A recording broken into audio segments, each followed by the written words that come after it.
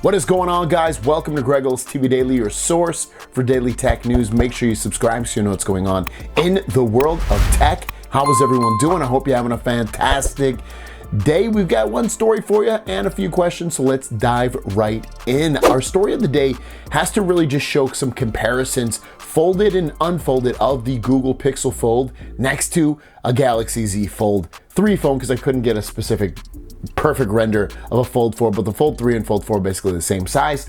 And then also different Pixel phones and the S23 Ultra. So let's just look at this and dive right in. So here you go first with this one. Now this one is closed and opened, a Pixel Fold next to a Galaxy S23 Ultra. You can see in any orientation that you set it in, the Pixel Fold is shorter, without a doubt. So it's going to be easier to reach the top of the display one-handed or two-handed, whatever you want to say, versus that S23 Ultra. S23 Ultra is a typically tall phone. I wouldn't say it's extraordinarily tall, but it's a pretty big, tall phone. And you can see it's going to be a little bit easier to reach that. But when you think about the Pixel Fold, it's seemingly wider, obviously, when you look at that, the unfolded state of it. Definitely wider, definitely gonna look nice when you're running two windows on there. You see a lot more on the sides, left and right, versus up and down. So it's gonna be should be a really, really nice view overall with it. The next look we're gonna look at is completely closed,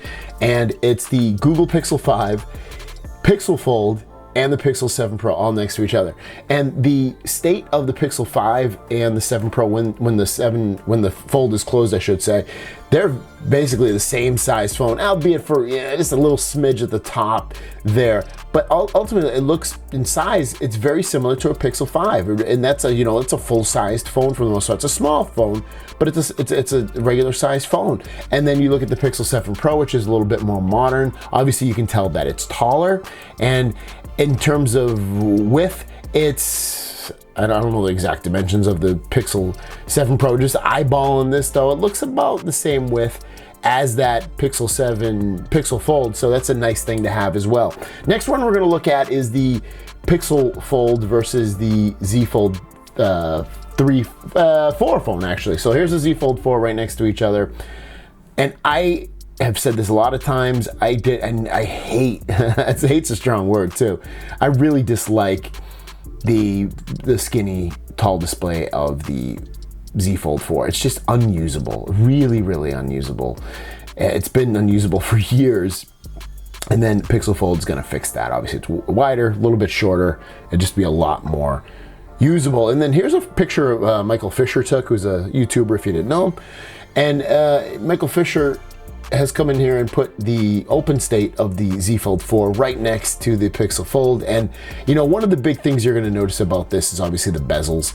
If you really dive deep into it and you're like, oh, I don't like those bezels, it's also the same as the crease. You see the crease on both these phones. When you use it after, it doesn't even take me a day.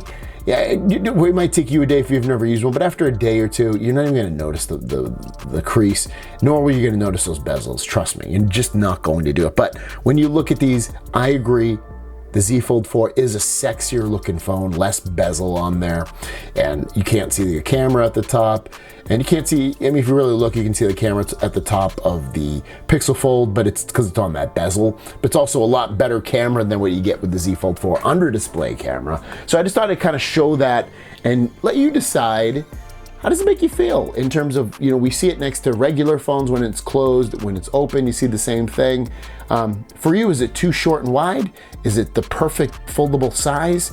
I'm leaning more toward being the perfect foldable size, but that remains to be seen. We'll have to wait until we get our hands on it, but I'm still thinking it's gonna be a dope phone. Let me know your thoughts in the comment down below. Without further ado, let's jump into our Q&A. Pixel Pete says, have you heard if the Pixel Fold will allow you to range your app icons differently between the cover display and the main display like you can on the Z Fold 4? This is one of the features I really like about the Z Fold 4. I hope the Pixel Fold offered it as well. I have not heard, but I would guess it's probably a feature that's built in. I could have swore it's been in all the foldable phones that I've tried, even outside of Samsung, so I wouldn't worry about it too much. I believe it's in the Oppo phone that I have that's a foldable phone, and it's got to be there. I would be highly shocked if it's not. Marilyn asks, I like this phone, but can you get some apps you can on the Fold 4, like Good Lock, Nova Launcher, always on display? So she's talking about the Pixel Fold. So Pixel Fold definitely cannot get Good Lock. That's a Samsung